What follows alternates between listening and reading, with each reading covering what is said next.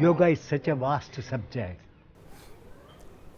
If one reads Yoga Sutras, Patanjali covers a lot of aspects in life. When Mahatma Gandhi decided to get independence by following the first two principles of yoga known as non-violence and truth. So he experimented with non-violence and truth, which everybody knew. And we won the independence on the basis of yogic philosophy. There is a story in Upanishad called Raikva. And Raikva was staying under the bullock cart 24 hours, non-moving anywhere. So the king at that time recognized that this man must be a very great soul. So let me go and approach him. So he goes and approaches him. He says, "What can you give me for my knowledge?" He said, "Half the country, half my kingdom." So Raikwa laughs. He said, "That's not belonging to you. What is yours, you just offer, then I can think of you." So he could not answer very fast. Then he came to meet him every now and then. He said, "I offer myself to you." Then Raikwa said, "You are the fit person to learn the spiritual life." So that it depends upon steya. Asteya we call it, free, non-covetousness. If you take Bhishma, Brahmacharya Ashrama, he made up his mind that he would not marry at all on account of historical background. And he proved himself as a number one celibate who by willpower controlled, whereas Hanuman was a natural celibate.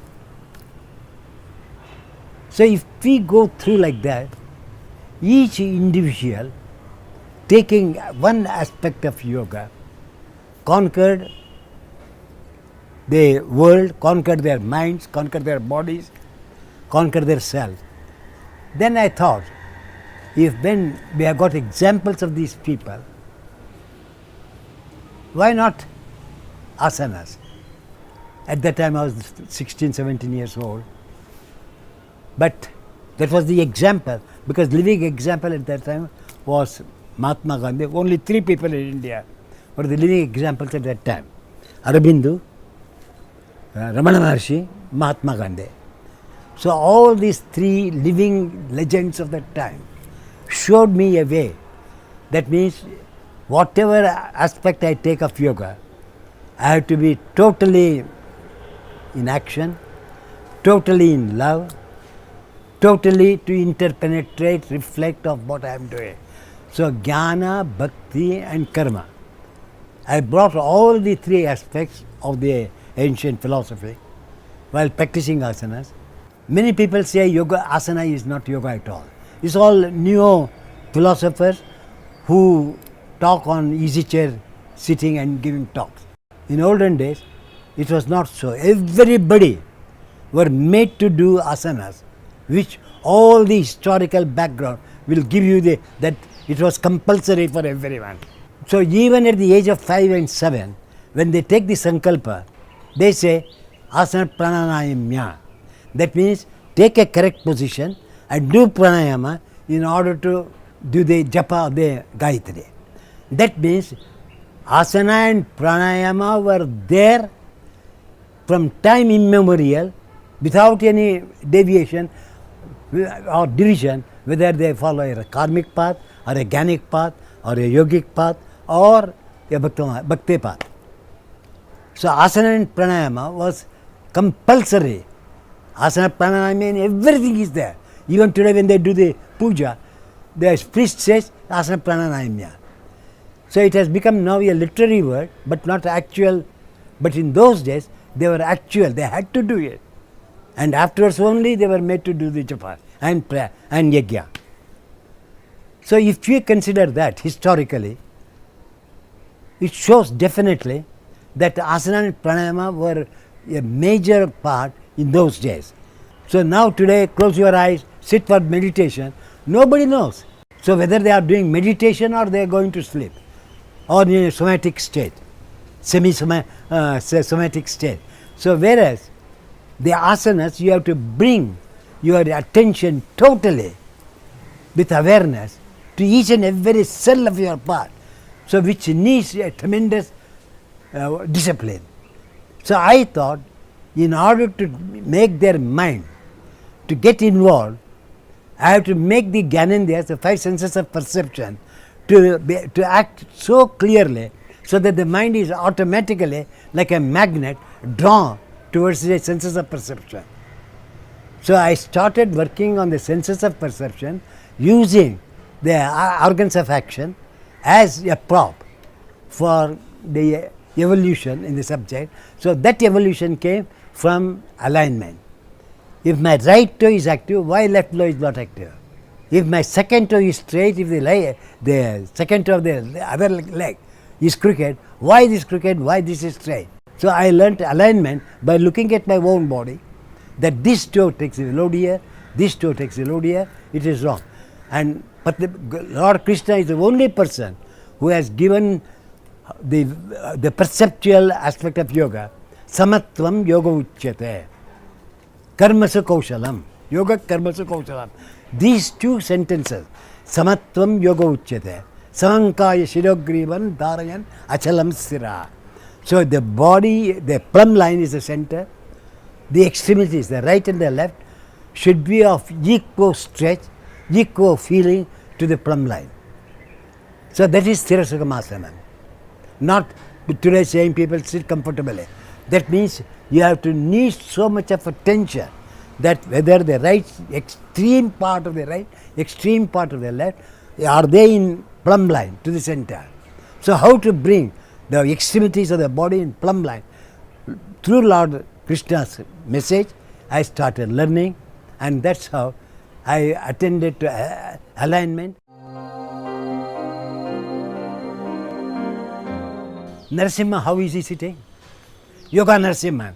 He is tied with a cloth, is it not? Now even you have seen there are a lot of yogis who use danda for their arm. So it's a prop. That means it was existing in the early times. But somehow or other it was lost. Then they say the yogis were doing Shirshasana on the tree. But where do you get the explanation? So somebody have to try.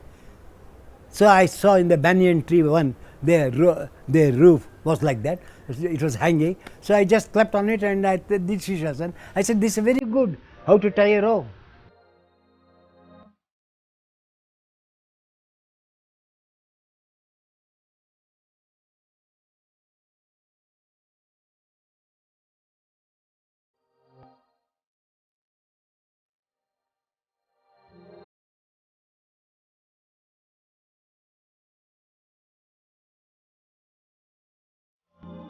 Patanjali has given the effect of yoga in one sutra, Tato Dvandvo Anabhigataha.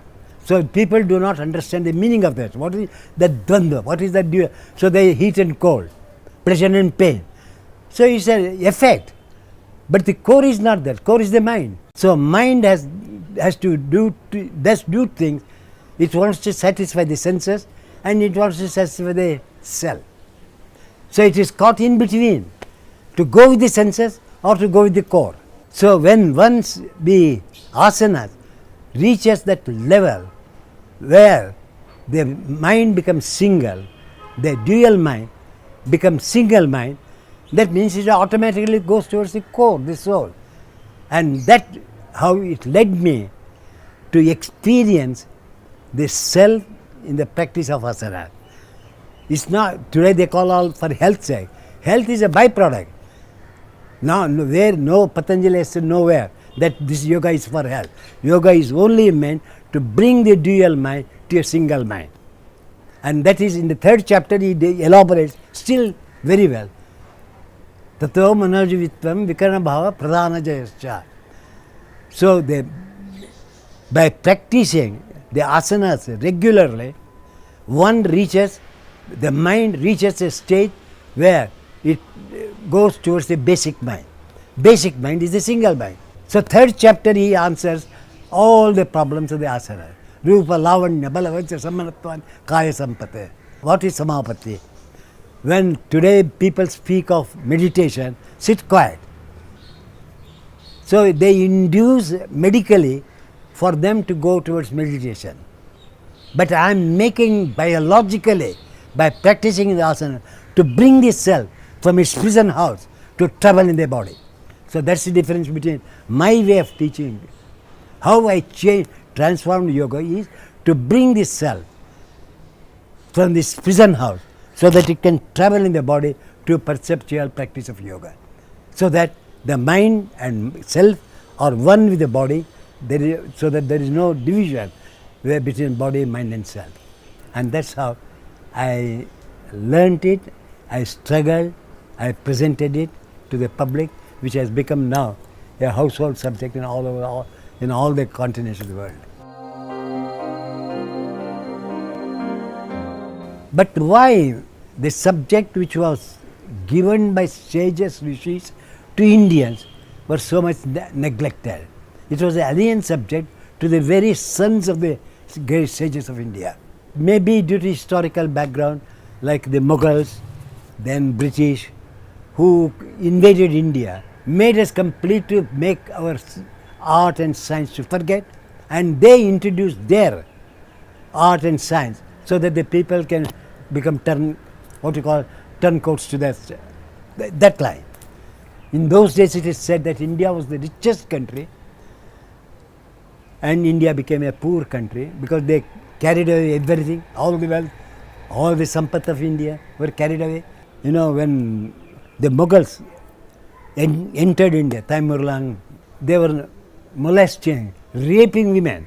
So they had to go to remote places. So connection, we lost the connection. As we lost the connection, we lost the Samskriti. Then I went to England in 1954. At that time, the independence was only 7 years old. So even the British never allowed me to have a tea with other people. I was segregated because I was an Indian. I was a slave. I was eating only bread and coffee because there was no vegetables even available. Fried vegetables were available and which was straining my liver. So I used to only take bread and butter and coffee, that's all. And they used to say, this grass eater has so much of strength. I used to conduct class morning till night without any fatigue. And they all said, we eat so much of healthy food. This man eats only grass, lettuce, that's all. So I accepted all those things. Do people know that? They were calling me a slave. So I had in my mind, I will be a slave driver to these slave drivers, in my mind. But outside I did not explain. I will one day treat you like that. But I made them. Now, in the early books, if you read, what BKS stands for? Beating, kicking and shouting. Now, today the same people say it is for beauty, knowledge and serenity. BKS stands for this. Now, you can imagine what transformation has taken place from beating to beauty.